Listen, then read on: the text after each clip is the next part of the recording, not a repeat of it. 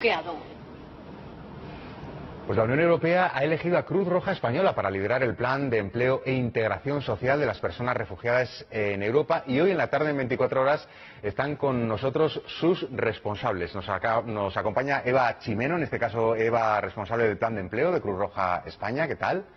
Hola. Y también María Alcázar, que eres directora, María, de Cooperación Internacional. Hola, buenas tardes. Bueno, en primer lugar, contarnos qué implica esta tarea, qué es lo que tenéis que hacer exactamente. Bueno, en base a la experiencia que tiene Cruz Roja Española en empleo, estamos trabajando en 7 ciudades europeas con otras Cruces Rojas para apoyar la integración, acompañar a las personas en su integración laboral en los países a los que han llegado. ¿Y esto a qué tipo de personas va dirigido? Es decir, ¿a personas que han entrado de forma absolutamente legal, cualquier tipo de refugiado? En este caso concreto es un proyecto para personas que ya tienen reconocido el estatus de refugiados o algún tipo de protección internacional, o que han solicitado asilo y están en el proceso de tramitación para que se les reconozca o no la condición de refugiado. Nos ponemos en su lugar. Un refugiado de Siria, de cualquier país, que llega a Europa, me da igual Alemania, España, Italia, los van a tocar todos los países en ese sentido. ¿A qué problemas se enfrente para conseguir la integración social? Lo que dicen muchos refugiados, que es yo no quiero que me den ayudas, quiero ser autónomo, trabajar, comer, como hacía en mi país. El idioma es el primer hándicap que se encuentran las personas refugiadas, sobre todo en países de Europa del Norte, porque si pensamos en España, con la gente latinoamericana, a lo mejor ese problema no lo tienen. Y luego la integración laboral, claro, porque ellos quieren ser independientes cuanto antes. La única manera de ser independientes y poder marcarse un futuro es el tema laboral. Y luego un problema al que se enfrenta es el tema legal, porque en cada país de la Unión Europea tienen diferentes procedimientos y algunas veces tardan entre 1 y 2 años en conseguir la condición de refugiado. Eso depende. Y entonces, de cada país. en esos 2 años no pueden trabajar legalmente pese a estar bajo el paraguas de este proyecto europeo. Depende de cada país. En España en cada país es distinto. Pero, por ejemplo, en Austria, que es bastante complicado, suelen tardar una media de 2 años. España en este sentido es un país generoso en el sentido de que la gente puede conseguir, si es refugiada, un permiso de trabajo en plazos más cortos que en otros países. Aunque todavía no tengan el permiso de trabajo, intentamos esas barreras que decías y que explicaba Eva. Se hace aprendizaje del idioma, en función de cómo esté el mercado laboral en cada ciudad, pues se les apoya con formación profesional.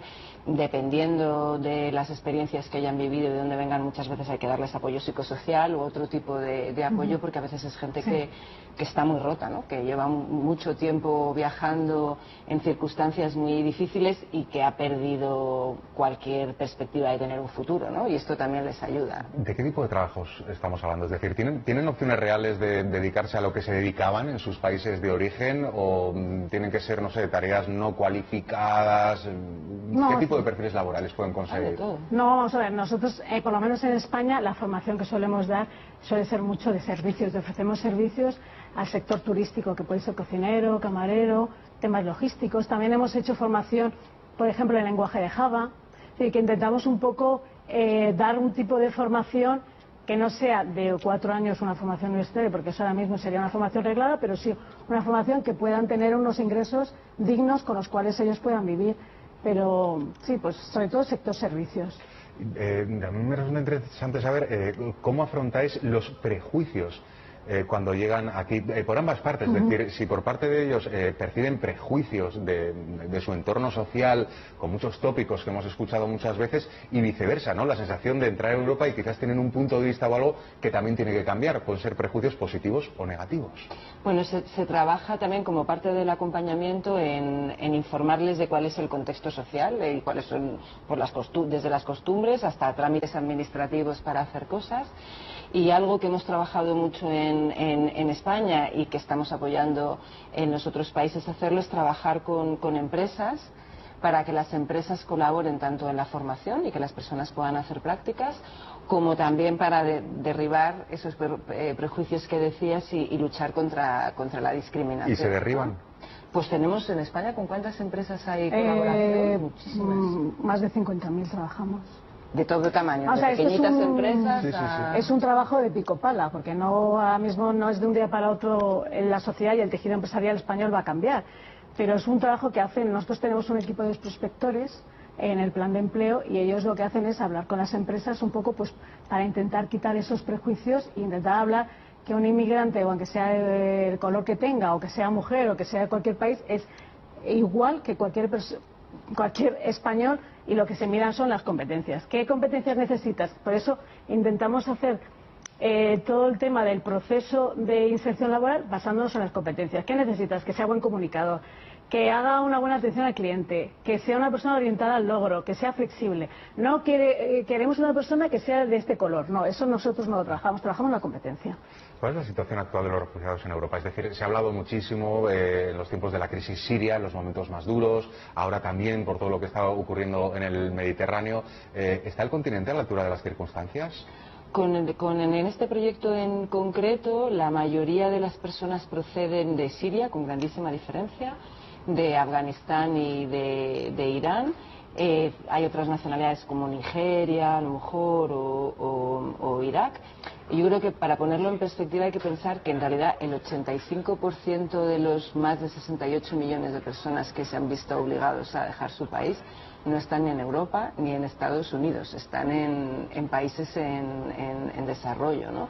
En Turquía, por ejemplo, en Líbano, que nosotros como Cruz Roja también apoyamos a población refugiada siria y sirio-palestina. ¿Están en Turquía porque quieren o como consecuencia de todas las medidas que se tomaron en Europa para evitar que hubiera una avalancha de inmigrantes? Están en Turquía como uno de los países más próximos a Siria y como consecuencia de los distintos acuerdos a los que se ha llegado, ¿no? Y en Líbano, por ejemplo, como decía, el 30% de las personas que viven hoy en día en Líbano es refugiada, con el equilibrio tan complicado que tiene el Líbano social, religioso y político, ¿no? Que muchas veces cuando pensamos son muchas personas, no tenemos capacidad de acogida. Yo creo que tenemos que poner esto en perspectiva, ¿no? Que en realidad la proporción de personas que estamos acogiendo es muy pequeñita, y también intentar pensar por lo que han pasado estas personas, ¿no? Y aquí en España, comparado con el resto de Europa, me decíais antes que era más fácil conseguir los papeles para acceder a un trabajo. Con respecto a la integración social, etcétera, también me gustaría saber qué os dicen ellos. No sé si hay una querencia especial por países mediterráneos, pues se pueden sentir más cerca, o por Alemania, donde puede haber mayores opciones laborales, o simplemente es, bueno, he salido de mi país en guerra, no pido más. La mayoría tienden a ir a otros países donde piensan que tienen más oportunidades laborales, salvo que tengan conexiones familiares o de otra naturaleza en España, o que como consecuencia de los acuerdos que se han llegado entren dentro de la cuota de los que tienen que venir a España, ¿no? Y hay ciertas facilidades para los solicitantes de asilo. Una vez que una persona ha ido a una comisaría o por el medio que sea y ha pedido asilo, en unos meses puede tener un permiso de trabajo, pero para otro tipo de migrantes no. Bueno, pues terminamos con una última pregunta, María. Eva, para aquellas personas que perciben como una amenaza esta circunstancia, ¿qué mensaje se les podría dar como punto final de esta entrevista? Pues que la mayoría son gente como nosotros. Es mucha, fundamentalmente además la gente que viene de Siria, es gente que tenía hasta hace 8 o 9 años vidas completamente normalizadas, y yo creo que muchas veces, por mucha empatía que podamos intentar tener, es muy difícil pensar por lo que ha pasado esa gente, y que en las mismas circunstancias todos haríamos lo mismo, ¿no? Intentaríamos buscar un sitio al que ir en el que tuviéramos seguridad y tuviéramos alguna perspectiva para nuestros hijos, y la gente lo que necesita es una oportunidad, y nuestra experiencia es que cuando se les da esa oportunidad la aprovechan, ¿no? Sí, pienso lo mismo que María, es decir, que la gente que es refugiada no sale de su país porque le apetezca. Es una crisis muy fuerte la que sufren. María, Eva, mucho ánimo con esta encomienda que tenéis del plan de refugiados para el conjunto de Europa. Muchas gracias por haber venido a la tarde en 24 horas. Gracias. Gracias. Uy, nos hemos levantado muy rápido.